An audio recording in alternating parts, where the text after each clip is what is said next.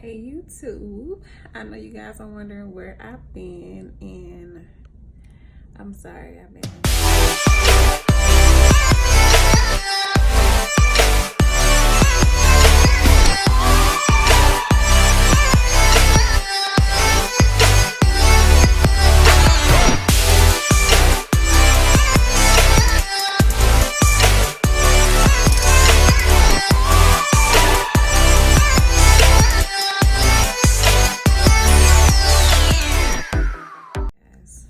my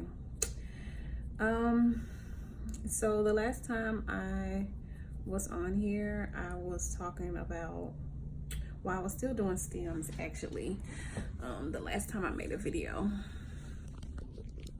and I was so over doing stems, and I think we stemmed for 13 days and I was just so over it. I did a video with Menopure. I didn't add it. I did a video of my trigger, but I was inappropriately dressed, so I definitely couldn't post that. I recorded it, and then I look back, I'm like, I can't post that. So yeah, we did egg retrieval, and egg retrieval went okay. So we did trigger. Trigger was fine. The day after trigger was fine. The morning of egg retrieval was when I began to have problems. I woke up early. I thought maybe I had already began to ovulate because I was getting like a lot of pressure, and I was getting pain, and I'm like, wait a minute, my doctor nor my nurse told me about this. So it was something that it was totally unexpected. So I was like, okay.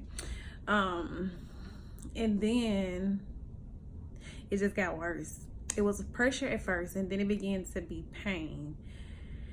And I was like, the pressure felt a lot like ovulating. Then when I had the pain, it was like sharp, but it stayed there. So I can always feel ovulation, especially after my ectopic surgery. Like I had emergency surgery in 2013, and they were supposed to, well, they told me that they removed the tube completely, but maybe like a year after that, I started to feel everything that went on with my body, like reproductive wise. So I'm able to feel ovulation and all that, so I know exactly how it felt, and I was like, this is definitely a lot similar.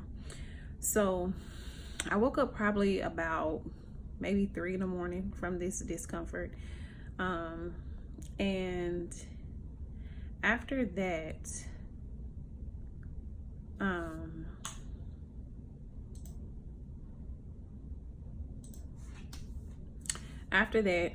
I waited because I worked.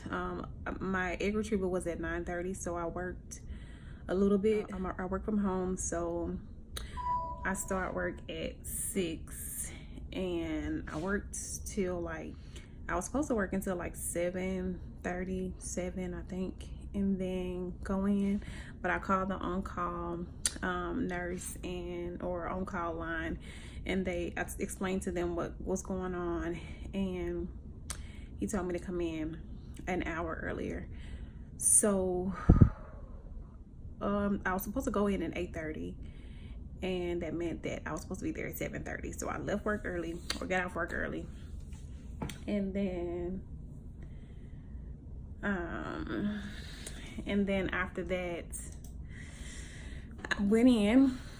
They done an ultrasound and to see if I had ovulated, but the ultrasound technician told me that my ovaries had fallen back because they were so heavy, and was putting pressure on my rectum, and that's where the pressure and the pain was.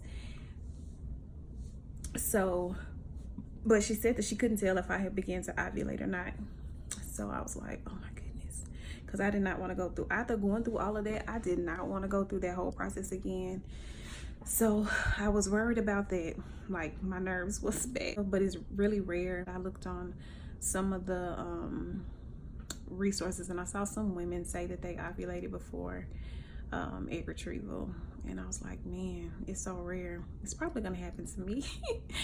And I did not want that to happen, but I didn't want to go through the whole egg retrieval process again.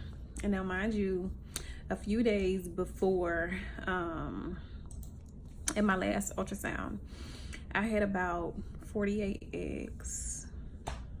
Yes, 48. So I was huge. I was uncomfortable. I was over it, honestly, very over it. My stomach was so big, like it looked like I was about 4 months pregnant, and 4 or 5 months pregnant. It was, or maybe even more. I was so big. So anyway, when they took me back to have the egg retrieval, I was in so much pain. It was just like coming and going. I couldn't get comfortable. You know, laying down was not comfortable for me. Sitting up at times wasn't comfortable. Standing up was the most comfortable. And it wasn't until they gave me some pain medicine to get me through. And then once they gave me the pain medicine, I was almost on my way to do the egg retrieval. So, egg retrieval was fine. It went really well. After egg retrieval, that was something that no one prepared me for. After egg retrieval, it was the recovery. No one told me about that.